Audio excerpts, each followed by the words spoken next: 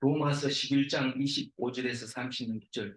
형제들아 너희가 스스로 지혜 있다 하면서 이 신비를 너희가 모르기를 내가 원하지 아니하노니 이 신비는 이방인의 충만한 수가 들어오기까지 이스라엘의 들으는 우둔하게 된 것이라. 네, 성경을 읽다 보면 전혀 생각하지 않았던 말씀을 탁 하실 때에 깜짝 놀라면서 이런 말도 있는가, 그렇게 하면서 이 말씀을 귀를 기울이고 눈을 똑바로 뜨고 이렇게 특별한 게 있는가 들어보는데 한참 듣다 보면 똑같은 말인 거예요. 그래서 그런데 그 말씀이 기억에 남아서 오랫동안 위로가 될 때가 있습니다. 오늘 말씀을 읽어보면 알 것 같기도 하고 또 그게 꼭 알아야 되는 건지 또 모르면 신앙생활이 안 되는지 머리 아프게 뭐 이런 말 하는 것 같기도 하고 저런 말 하는 것 같기도 할 때 우리는 성경을 읽으면서 힘이 빠질 때가 있습니다. 그러나 오늘 같은 이런 말씀을 논리적으로 알아놓지 않으면 나중에 급한 일이 생길 때 문제 해결 능력이 안 생겨요. 우리가 학교 다닐 때 공부단을 외우라고 하면 외울 때는 왜 외워야 되는지 알 수가 없습니다. 그럼 뭐 머리도 아프고 놓고 싶고 그렇지만 외워놓으면 급할 때 그걸 쓰는데 안 외웠으면 어떻게 했을 뻔했나 이렇게 생각이 듭니다. 오늘 이 말씀은 아마 구구단 외우는 정도의 수준이 아닐까 그런 생각인데, 왜냐하면 우리에게 느껴지는 것보다가 뭐 대충 어디에 쓰는지는 알겠지만 그게 꼭 우리에게 뭐 필요한가, 우리는 당장 지금 편하게 쉬는 거, 맛있는 거 먹는 거, 그리고 즐겁게 노는 거, 이게 관심사지 나중에 어떻게 되는 거에 대해서 별로 관심이 없습니다.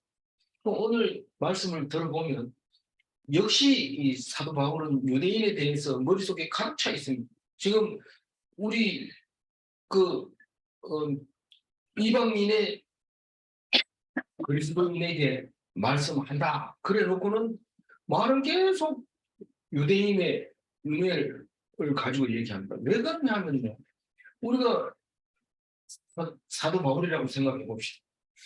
이제 이방인에게 하나님을 전파하는데 예수님이 오셨는데 유대인으로 오신 예수님, 유대를 위해서 오셨는데 그건 안 믿고 자꾸 딴짓을 할 때 다른 사람한테 유대인 아닌 사람한테 얘기하니까 알아듣고 막 혓가닥 가고 막 좋아하고 막 이럴 때 어떤 마음이 어떤 마음이 들까요? 여러분 자제하세요. 지금 유대인들이 믿어야 되는 건데 여러분들이 믿었다고 막 그렇게 날뛰면은 그게 가슴이 아픈 거예요. 뭐 어떻게 해야 될지 지금 몸을 가누지 못하는. 그럼 처음부터 창세기부터 가르칠 수도 없고 뭐 레위기 가르쳐봐야 되지도 않아도 아예 도망가 버리고 하나님 믿는다니까 좋아가지고 오긴 하고 막 그렇게 은혜를 받는 건 사실인데 그렇게 답답한 거죠. 그러니까 우리가 성경을 모르는 새신자를 갖다 놓고 막 얘기할 때 은혜 받아가지고 막 있는 거 다 내놓고 막 좋아하고 이럴까 좋긴 한데 이게 뭐 이 처음을 모르고 그 순서를 모르니까 이제 좀 알았으면 좋겠다. 그보다 더 좋은 거는 유대인이 믿으면 얼마나 좋겠나. 그런 마음이 마음속에 들어있는 거예요.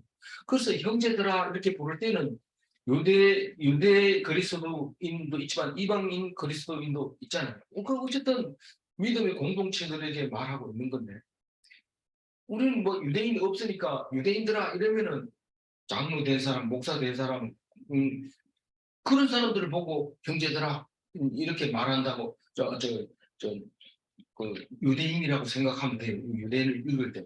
왜냐하면 이미 미리 이 하나님이 택함을 받았다는 것을 인정하고 있기 때문에, 물론 지금 상황은 읽고 있을 때는 하나님의 은혜를 못 받고 있는 그 사람들이 지금 답답해서 쓰고 있는 말이지만, 그래서 형제들아 성도들아 너희가 스스로 지혜 있다 하면서 이 신비를 너희가 모르기를 내가 원하지 아니하노니. 어렵게 썼는데 쉽게 쓰면 뭡니까? 지금 너희들이 지혜가 있다 하지만은 이건 알아야 된다. 이 말입니다. 이건 알아야 된다. 그게 뭔데요? 신비로운 것인데 이 신비는 이 신비로운 것인데 이 신비는 이방인의 충만한 소가 들어오기까지 이스라엘의 들으는 우둔하게 된 것이라.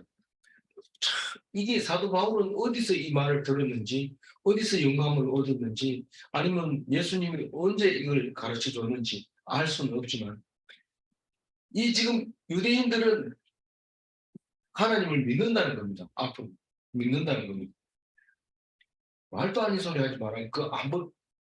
안 믿는 사람이 뭐 믿어봐야 몇 명은 믿을 수 있겠지. 사실입니다. 그건 사실이지만 그러나 사도 바울은 이렇게 말하고 있습니다.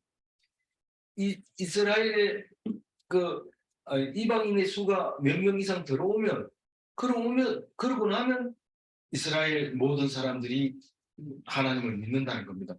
들으는 우둔하게 된 것이다. 이 말은 안 믿는다는 겁니다. 들으는 안 믿는다 이런 말인데 들으는 안 믿는다가 아니라 우리가 볼 때는 대부분 안 믿고 있다고 보여지는 거죠. 우리가 볼 때는 우리라고 말하면 이방인들이 볼 때는 유대인들이 분명하게 있기 때문에 우리 눈에 보이는 것은 유대인이고 유대인은 안 믿는 것이기 때문에 우리 눈에는 대부분 안 믿는 겁니다.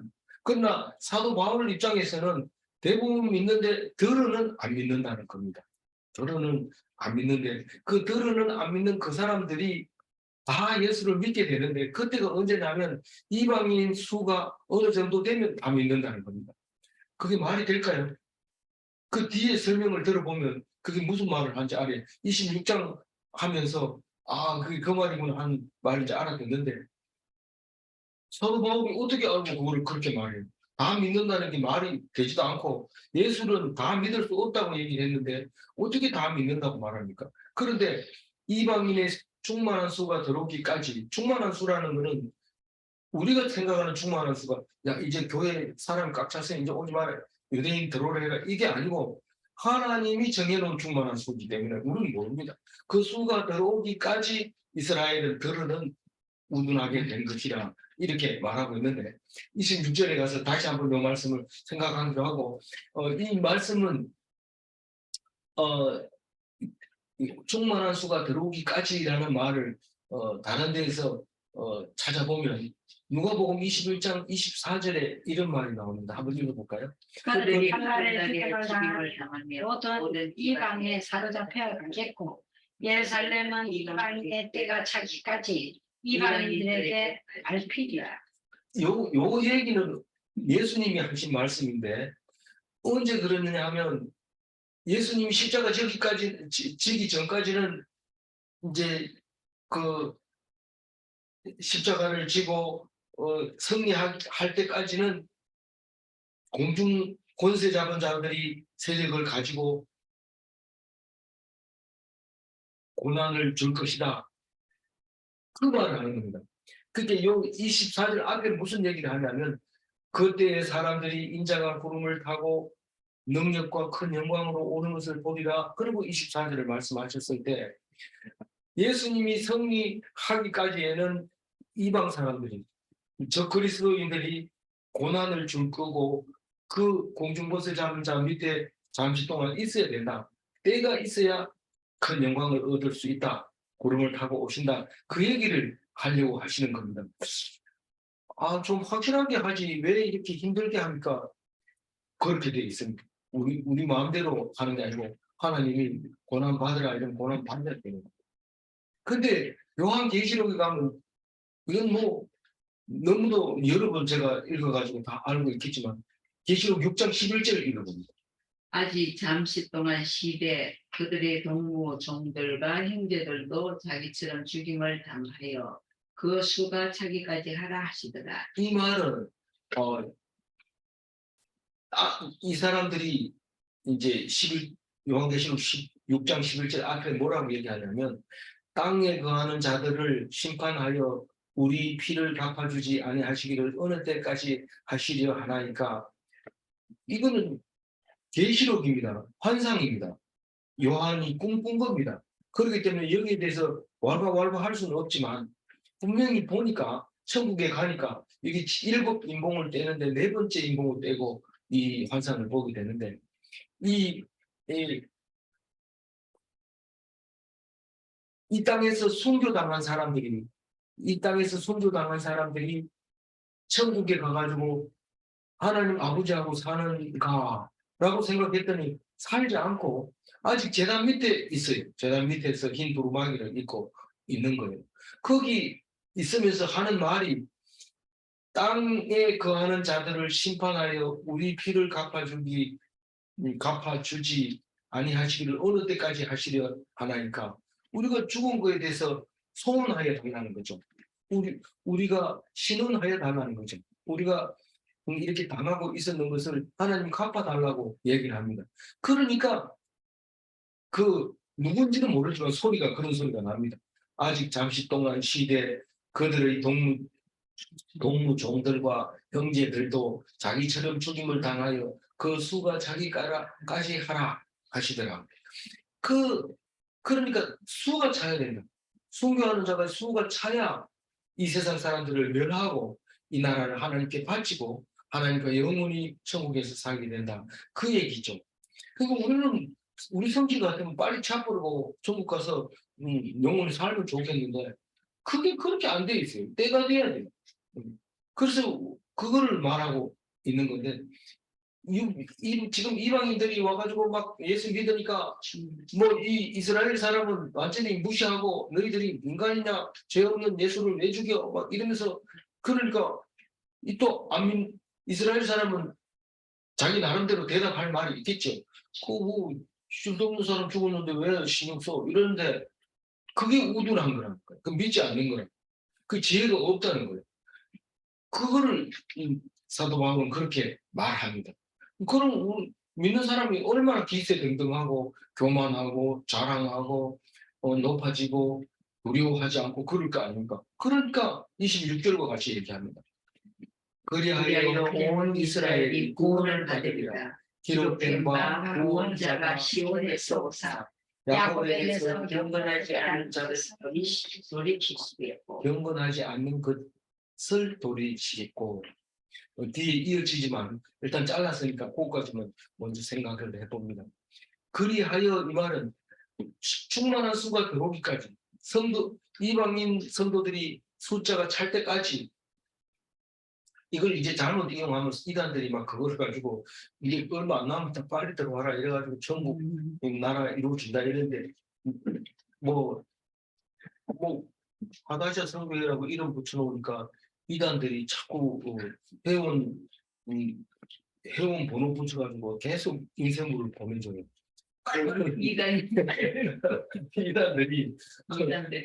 이단들이 하다시아 성교회 주소로 회원 번호 몇 번 하다시아 성교회 이래가지고 자꾸 이제 책들이 보내오는데 그걸 보면서 막 진짜 가슴 아픈 거예요. 왜 이런 쓸데없는 차라리 소설책을 읽는 게 더 낫겠다. 그래서 하나님 말씀 가지고 이렇게 막 사용해가지고 제멋대로 해석하면은 이건 소설도 아니고 쓰레기도 아니고 쓸데가 없어요. 이런 다른 책은 뭐 많이 찍으면 뭐 휴지라도 팔지만 이건 뭐 좀 이상하게 사람들이 영혼을 좀 이상하게 만드는데 우리는 그 속에서 살게 돼 있어요. 다 하나님 이름 얼마나 좋겠어요. 또 그리고 하나님 믿는 사람은 다 온전한 사람이면 얼마나 좋겠어요. 우리는 그렇지 않다는 거예요. 그래서 하나님 말씀을 읽으면서 그런 걸 깨달아야 돼요. 그래서 그리하여 이 말은 지금 막 예수 믿으면 안 믿는 게 이상하죠. 안 믿는 게 이제 빨리 믿어라. 안 믿는 게 지금 손해다. 비트코인하고 비슷한 거예요. 안 하면 지금 당장 망하고 비트코인 해야지 한 달에 몇십만 원씩 뭐 몇백만 원씩 몇천만 원씩 들어온다. 뭐 이렇게 할 때 이게 정신없이 있을까봐 그게 아니고 너희들이 그런 때가 지나야 온 이스라엘이 돈을 받는다. 그 때가 있는데 그 때가 지나야 온 이스라엘이 돈을 받는다. 그런 말을 하게 됩니다. 바울은 무슨 근거로 그런 말을 해요? 구약 성경 이사야 59장 20절을 인용해서 구원자가 시온에서 오사 야곱에게서 경건하지 않는 것을 돌이키시겠고 이렇게 말했는데 이사야 59장 20절 한번 읽어봅니다. 여호와의 말씀이니라. 구속자가 시온에 임하며 야곱의 자손 가운데에서 죄가를 죄과를 떠나는 떠나는 자에게 자에게 임하리라. 네, 이 이사야 59장 이러면 잠수만 봐도 아 이건 지금 물론 같다. 바벨론 갔다 온 이야기를 하고 있구나. 그렇게 일컬어져야 돼요. 그래서 여호와 하나님이 뭐라고 말씀하시냐면 구속자가 시온에서 임하며 야곱의 자손 가운데서 제가를 떠나는 자에게 임하리라. 아, 이 말이 일반적인 말은 아닙니다. 이게 말이 앞뒤가 일반적인 말이 아니에요. 일반적인 말이 아니 어떤 겁니까? 대표적인 게 산은 산이고 물은 물이다. 이건 일반적인 말이 아니거든요. 마찬가지로 구속자가 시온에 임하며 이 말은 죄가 없는 사람이 시온에 임한다는 말입니다. 구속자는 죄가 속해함 받았다는 뜻이에요. 이 감옥에 넣는 구속 아니고 그러니까 죄가 속해진 자는 시온에 임한다는 것은 예루살렘에 임한다는 것이고 지금 이 21세기를 살고 있는 사람이 시온을 말할 때는 이건 말씀을 말하고 있는 거예요. 그 말씀으로 죄가 사해져진다. 언제? 그때가 되면 그때는 이제 수없이 나오는 그때니까 야곱의 자손 가운데에서 죄가를 떠나는 자에게 임하니라. 이스라엘 백성 중에서도 구속한 죄가를 떠난 자가 구속자거든요. 죄가를 떠난 자에게 임하니라. 이렇게 말하고 있는 겁니다. 이게 뭐 알 것 같기도 하고 모를 것 같기도. 그럼 이 야곱의 자손 가운데서 속죄함 받은 자만 임하게 됐다라고 얘기하는 것은 불신자는 구원을 못 받는다 이런 뜻입니다. 그러니까 다시 말해서 온 이스라엘이 구원을 받는다 할 때 온 이스라엘은 불신자가 하나도 없다는 뜻입니다. 우리가 볼 때는 유대인이라고 하면서 예수 안 믿는데요. 이렇게 말하면 그건 이스라엘이 아니라고 얘기하는 거예요. 이 말 자체를 보면. 그러면 이스라엘은 누굽니까? 우리가 이스라엘. 그 있는 사람은 참 이스라엘이 아니고 격가지고 그 모양만 가지고 있는 거고 우리가 참 이스라엘, 참 유대인이다. 그 말을 하고 있는 겁니다. 이렇게 읽으면 우리는 굉장히 편해집니다. 교회 다니는 사람들 속에서도 안 믿는 사람이 있다는데 이러고 옆에 사람 쳐다보면 이 사람은 구원 받았을까 안 받았을까 자꾸 자기는 생각 안 하면서 남을 자꾸 쳐다보게 되는 일이 있는데 이거 믿는 사람만 구원 받는다는 거예요. 그래서 시온에서 그 일이 일어난다는 거예요. 시온에서 이 말은 사실 구세주가 예루살렘으로 오시겠다는 뜻입니다. 예수님 오셨을 때는 그렇게 읽었어요. 그러나 우리는 그 모든 성경을 폐하지 않고 그걸 가지고 있는 상태에서 예수님은 말씀이다. 그러니까 말씀으로 우리에게 구원을 주시다. 그런 말입니다. 그런 말인데 거기 단어에 보면 돌이키시겠고 이 말이 있습니다. 뭐냐면 야곱에게서 경건하지 않는 것을 돌이키시겠고 이러니까 이 불의가 있는 그러니까 죄를 다 씻어버리는 걸 말하는 경건하지 않는 것을 돌이키고 이런 말은 죄를 씻는 것을 말하는 건데 우리 입장에서 21세기의 우리 입장에서는 회개하는 것을 말하는 거. 그러니까 성도가 회개하는 거, 회심하는 거, 하나님 앞에 돌아서는 거, 그거를 돌이키시겠고 이렇게 읽어집니다. 그러니까 이게 도대체 무슨 말이냐? 때가 되면 믿는 사람은 다 천국에 가게 된다. 너무 복잡합니다. 복잡해서 그렇게 읽어야 돼. 어쩔 수 없어. 그리고 비슷한 단어가 하나 더 있는데 그냥 이건 안 읽어도 되지만 한번 이사야 27장 9절 한번 읽어볼까요? 야곱의 눈이나 속을 거두며 이게 그 말이잖아요. 이스라엘 백성이 불의가 있어요. 흠이 있어요. 부정해요. 죄가 있어요. 그것을 속죄함 받는 것은 제사 드려야 되는데 그게 예수님이 오셔서 모든 죄를 다 사함해 주는 것을 이사야서에서 말하고 있는 겁니다. 그래서 이거를 다른 성경에서나 이 사도 바울도 똑같이 불의를 의로 여겼다 이렇게 얘기합니다. 그럼 무슨 말입니까? 불의를 어떻게 의로 여깁니까? 불의한 자가 믿음으로 말미암아 의로움으로 바뀐다. 그 말을 하고 있는 거죠. 이게 같이 연결됐지만 27절 한번 읽어보세요. 내가 그들의 죄를 없이 할 때 그들에게 이루어질 내 언약이 이것이라. 예. 하는가 같은다. 예. 이 언약 백성 언약 백성, 딴 게 아니고 구원받는 백성이 언약 백성입니다. 뭐 언약이 뭔데? 결국은 구원받느냐 안 받느냐 이 말입니다. 다른 말로 얘기하면 죄를 다 씻느냐 안 씻느냐 이 말이고, 더 쉬운 말로 말하면 죽지 않느냐 죽느냐 그 말입니다. 구원받느냐 영생 얻느냐 천국 가느냐 그 말을 말하는 거죠. 그게 언약이라는 거예요. 언약 이러니까 뭐가 언약이냐 이런데 그날에 구원받는 게 언약인데, 내가 그들의 죄를 없이 할 때, 죄를 구속할 때, 죄를 깨끗하게 씻었을 때 그들에게 이루어질 내 언약이다. 내가 이스라엘 백성에게 수없이 얘기했다. 너희들은 언약 백성이다. 너희들은 반드시 내가 구원해 주리라. 대신에 나를 믿어야 된다. 믿는 게 뭐가 문제입니까? 뭐가 돈 들어갑니까? 뭐 힘 들어갑니까? 뭐가 필요합니까? 근데 그거를 불신하는 거죠. 그래서 안 믿는 사람은 이스라엘 백성 아닙니다. 온 이스라엘이 비로소 구원을 얻으리라 할 때 아주 쉽게 생각하면 돼요. 어렵게 생각하면 우리는 기가 막혀서 교회를 못 다닙니다. 우리가 이때 다녀도 구원 못 받는다고 하면 어떻게 될까요? 기가 막히는 일이잖아요. 그래서 그들의 속죄가 언약의 완성이다. 구원의 약속이다. 이렇게 말하는 건데, 그 말을 이사야 59장 21절에 이렇게 얘기합니다. 읽어봅니다. 나의 언약이 이러하니 곧 내 위에 있는 나의 영과 내 입에 둔 나의 말이 이제부터 영원하도록 내 입에서와 내 후손의 입에서와 내 후손의 후손의 입에서 떠나지 아니하리라. 그러니까 말씀이 결국은 구원을 이루는 거죠. 말씀이 구원을 이루는 거예요. 그래서 주의 이름을 부르는 자는 이스라엘 백성이다. 뭐 이렇게 우리에게 참 평안을 주죠. 이런 말을 하는 거죠. 그래서 우리가 지금 노력해야 되냐, 어떻게 해야 되냐, 자꾸 고민에 빠질 때 우리는 말씀을 가지고 참 이스라엘이 되는 거고 참 유대인이 되는 거지. 지금 믿지 않는 사람은 참 유대인이 아니다 이렇게 읽고 나서 이걸 읽으니까 온 이스라엘이 구원을 받으리라. 그게 읽혀지는 거예요. 그게 읽혀지는. 안 그러면 언제란 말이에요. 인원수가 다 찰 때까지가 언제란 말이에요. 그날이 딱 되면은 믿는 사람은 다 온 이스라엘이 되고, 안 믿는 사람은 이스라엘 사람이 아니고 가짜 사람이다. 그걸 또 다르게 설명을 합니다.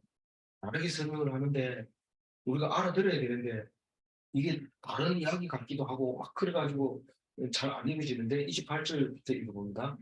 복음으로 하면 그들이 너희로 말미암아 원수된 자요 택하심으로 하면 조상들로 말미암아 사랑을 입은 자라.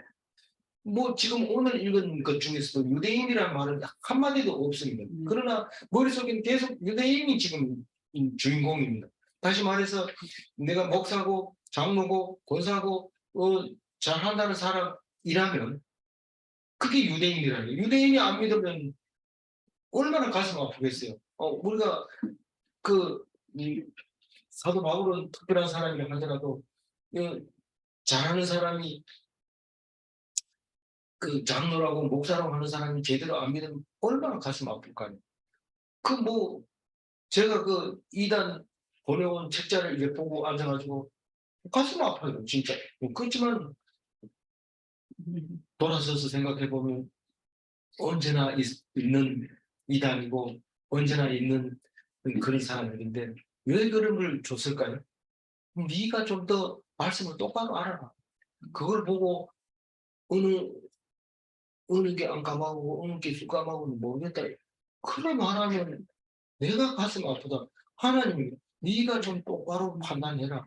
그렇게 하려고 그렇게 하는 거니까 네가 잘하고 있다. 이런 뜻이 들어있는 것 같기도 하고. 그래서 그런 그걸 들려주는 것이죠. 그래서 이 28절 얘기도 여전히 유대인에 대해서 얘기합니다. 복음으로 말하면 그들이 너희로 말미암아 원수된 자요. 그들이 누굽니까? 유대인들이 말하고 있습니다. 복음이라고 말하면 예수 믿는 것을 복음이라고 합니다. 예수 믿는 것은 그들이 안 믿으니까 저 그리스도가 되는 것이고 원수가 된 것이고, 너희들은 그 사람들을 저 그리스도라고 말하는 것이지만 그러나 택하심으로 보면 조상들이 그 사람들을 택해서 사랑을 입었다. 그리고 말씀을 가지고 있다.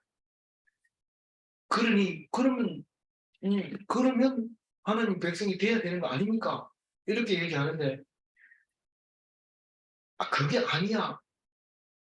무조건 그런 게 아니고 그 백성이 때가 되면 믿게 돼 있어. 그 얘기를 하려고 29절 같이 얘기합니다.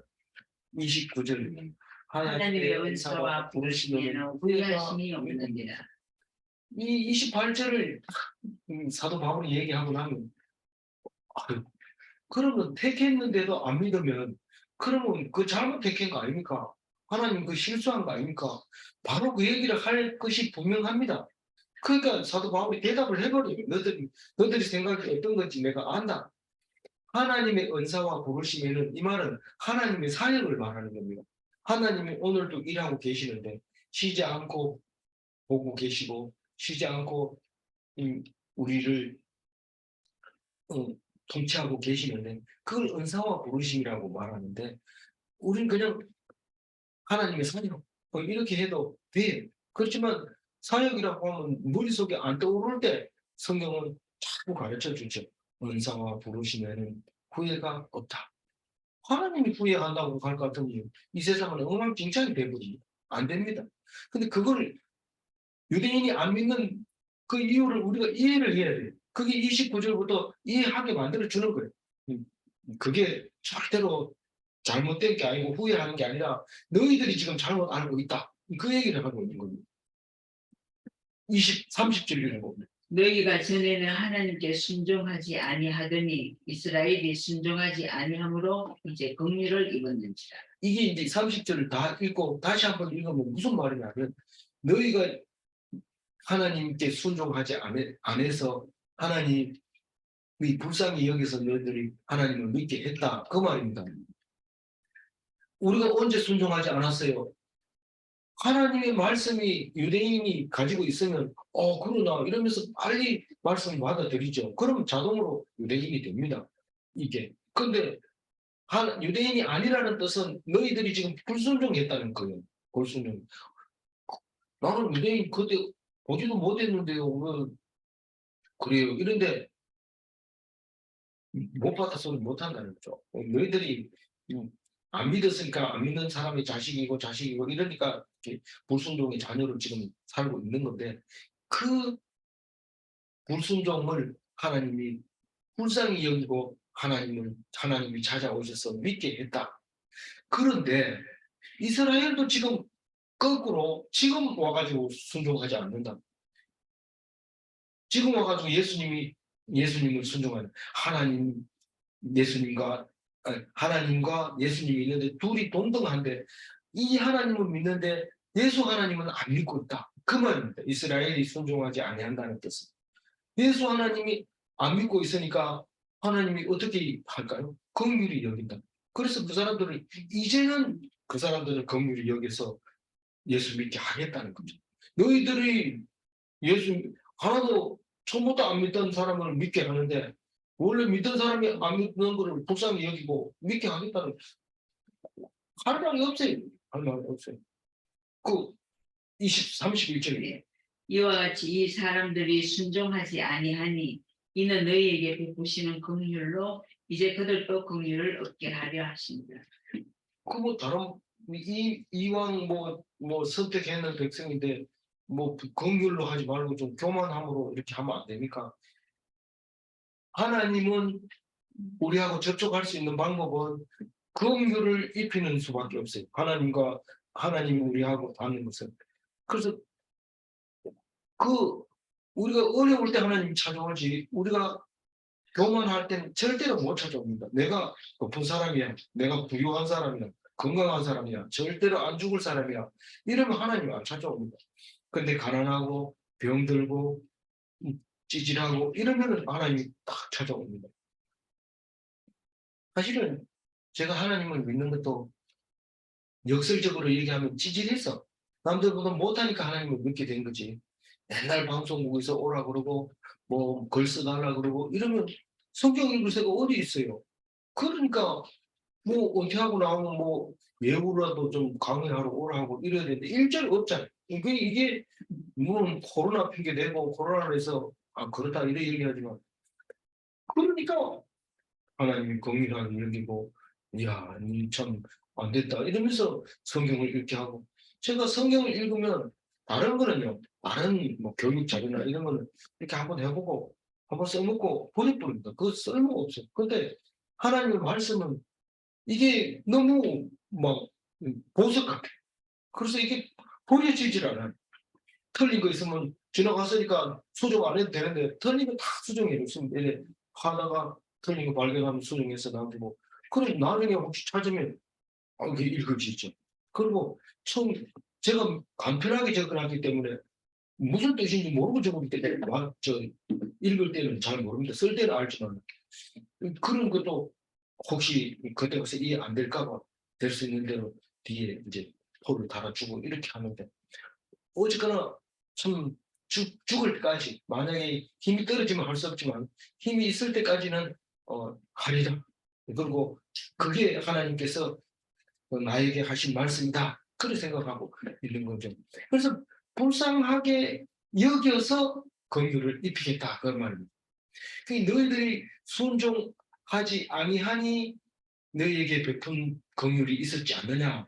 이제 그들도 긍휼을 얻게 하려고 순종하지 않게 한다. 그러니까 유대인이 순종 안 한 거예요. 하나님이 하지 않게 한 거예요. 하나님이 하지 않았다는 거. 하나님이 하지 않게 했다는 겁니다. 그래서 어떻게 하나님이 이 유대인들을 예수 안 믿게 했습니까? 그러니까 32절에 이렇게 얘기합니다. 하나님이 모든 사람을 순종하지 아니하는 가운데 가두어 두심은 모든 사람에게 긍휼을 베풀려 하심이로다.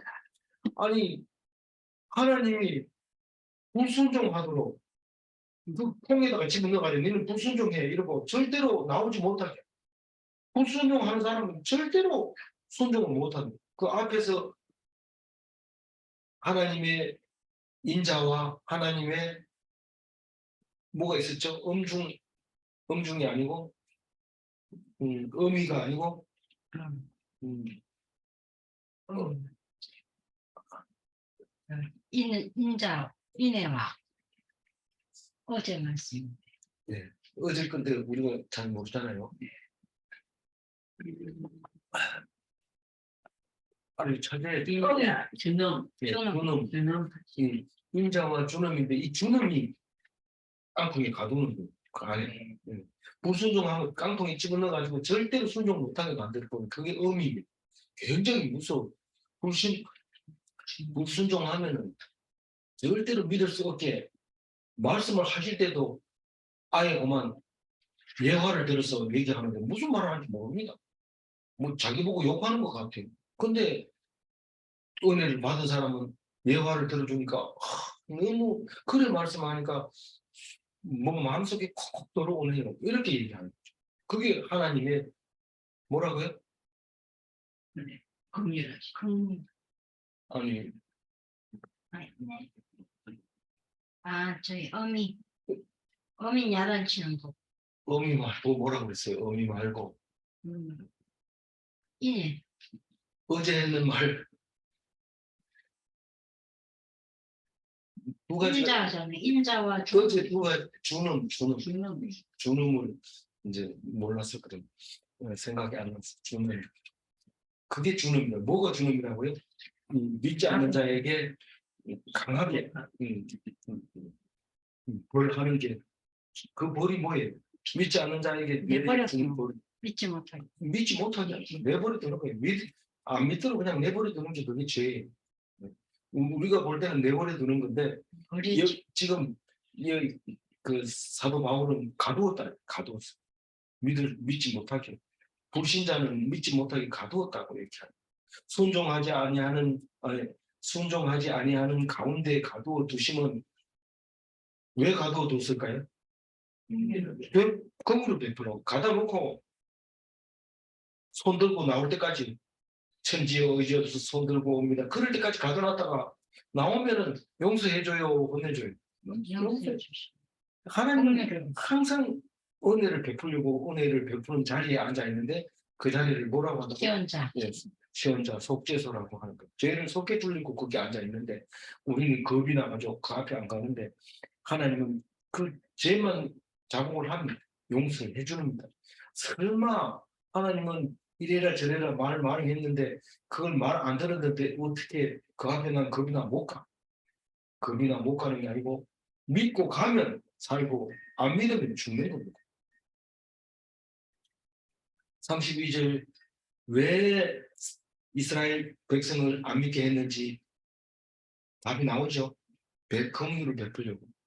33절 깊도다 하나님의 지혜와 지식에 무성하며 그의 판단은 헤아리지 못할 것이며 그의 길을 찾지 못할 것이로다. 우리는 세상에 그런 일이 있으니까 우리는 그걸 못합니다.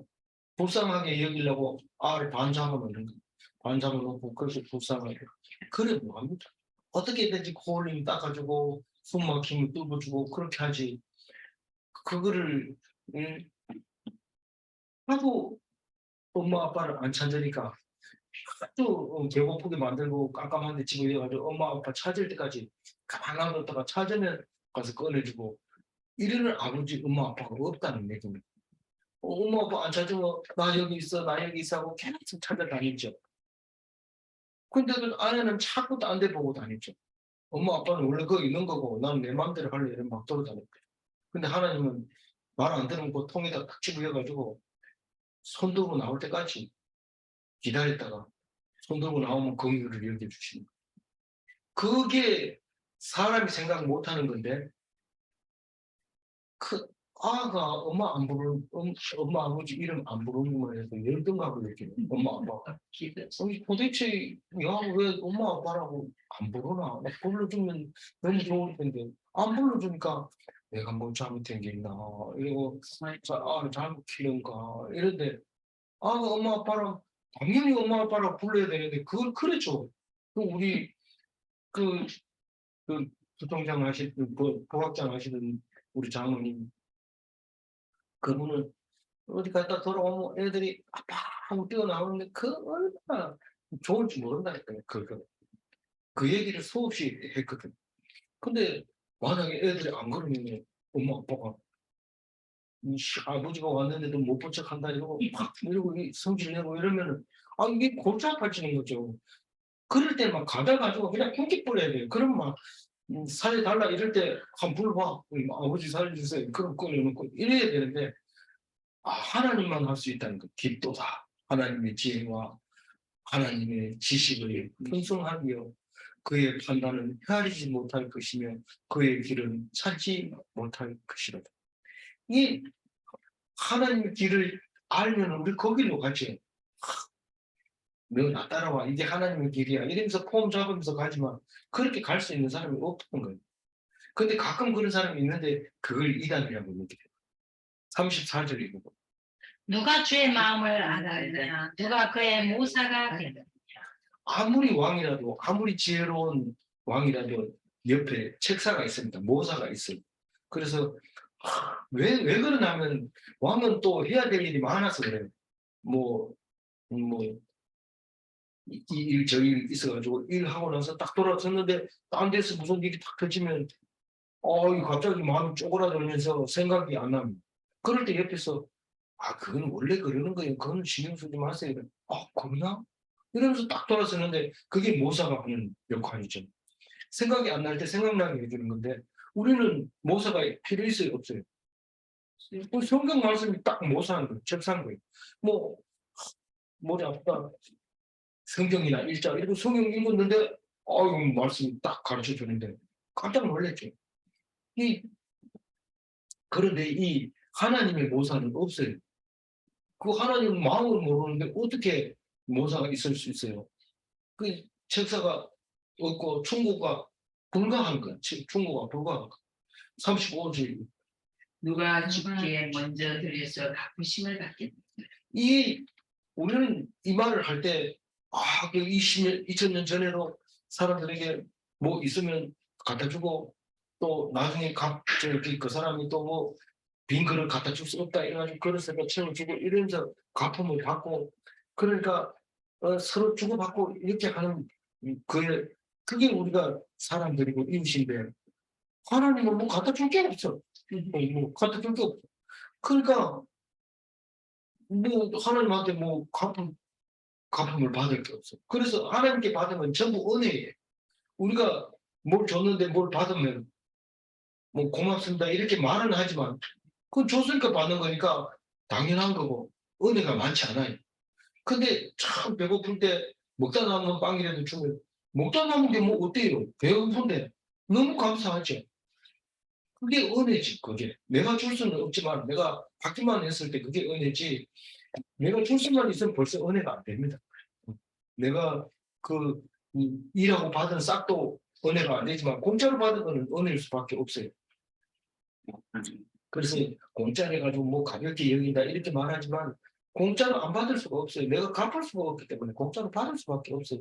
가볍게 여기는 거는 하나님이 내가 준 걸 가볍게 여겨 이러면서 깡통 속에다 푹 넣으면 그때는 손 들고 나와야 되죠. 나올 때까지 기다리는 거죠. 마지막 36절 읽고 이는 만물이 주에게서 나오고 주로 말미암아 주에게로 돌아간다. 그에게 영광이 세세 있을지어다. 아멘. 사실은 뭐 36절만 읽어도 돼. 오늘 다 없애버리고 이 36절만 읽으면 뭐 다 읽은 거예요. 다른 뜻이 아니고 이는 만물이 주에게서 나오고 주로 말미암고 주에게로 돌아가며 그에게 영광이 세세히 있을지어다. 아멘. 이것만 하면 사실 뭐 예수 진당 부신 지옥만 가지고 하루 종일 하는 사람들이 있는데 이것만 해도 예수 믿는 사람은 다 돼. 이 만물이 주에게서 나오고 창조주 말하는 거. 그 눈이 하나님이다는 거죠. 뭐 하나님 빼고는 니들이 날고 기어도 소용없다는 거죠. 만물이 주로 말미암고 그리고 주에게로 돌아간다 이 말은 만물의 고향이라는 거예요. 그래서 소천했다. 하나님이 불렀다. 하늘에서 불렀다. 고향에서 오라 해가지고 갔다. 소천했다 이렇게 말해요. 근데 가끔가다 영전했다 이러는데 성경을 덜 읽으면 그래요. 예수님이 잔다 했잖아. 그래가지고 죽은 게 아니고 잔다 이렇게 얘기하는데 그거는 이제 부활시키려고 하는 말이고 안 믿고 죽은 사람한테 영면했다 이렇게 하면 안 돼요. 안 믿고 죽은 사람한테는 영면했다 하면 되지만 우리는 잠자는 게 아니고 하늘나라에서 영원히 사는 거. 그 돌아감이라 그에게 영광이 그가 누굽니까? 하나님께 영광이 언제까지요? 내가 살아 있을 동안만 그게 아니고 영원히 그 영광이 찬양받을지어다 이 말은 찬양받을지어다. 우리 창조의 목적이 하나님의 창조의 목적 하나님을 찬양하라. 그게 목적입니다. 다른 뜻이 없습니다. 그래서 하나님을 찬양하는 하나님께 영광이 세세토록 만만세 있을지어다. 이렇게 아멘. 아멘 이 말은 누구에게 한 것도 아니고 하나님께 올려드리는 말씀을 말하고 있는 거죠. 오늘 32절 읽고 마무리할게요. 하나님이 모든 사람을 순종하지 않는 가운데 가두어 두시면 모든 사람에게 긍휼을 베풀려 하십니다. 우상은 자기 생각을 말하지 않습니다. 우상은 자기 혼자 똑바로 서 있습니다. 누가 옮겨주면 옮겨가 있고 그 자리에 앉혀놓으면 끝까지 그렇게 앉아 있는데 그게 우상이에요. 근데 하나님은 때가 있고 계획이 있고 은혜가 있습니다. 하나님의 때가 언제고 하나님의 계획이 어떻고 하나님 주신 은혜가 어떻고 그게 다 있습니다. 그래서 하나님은 다른 우상과 다릅니다. 교회에 나와서 우상처럼 하나님 섬기지 마시기 바랍니다. 하나님은 자기의 뜻과 계획을 말씀하시는가? 말씀하십니다. 그런데 하나님이 말씀이 이루어지는 때를 알 수 없는가? 알 수 없어요. 하나님은 분명히 계획을 말씀하시고 그 뜻을 말씀하시는데 그 때를 모르는 것은 하나님의 때와 우리 때가 다르기 때문에 그렇습니다. 우리가 한 가지만 얘기한다면 우리는 하나님과 하나님의 모든 것을 알 수 있기 때문에 알 수 있으면 교회도 필요 없고 말씀도 필요 없고 아무도 필요 없어요. 근데 모르니까 열심히 말씀을 읽고 있는 것이죠.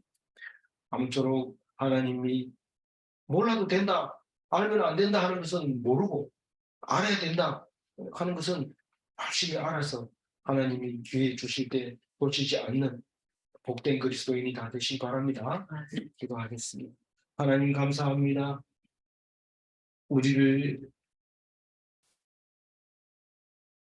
백자로 불러놓고 또 믿지 못하게 불신하게 만들었을 때 하나님은 불신으로 그냥 내버려 두고 또 불신에 가둬두실 때에 하나님 후회한 것처럼 우리가 보일지라도 결코 후회하지 아니하시는 것을 믿습니다.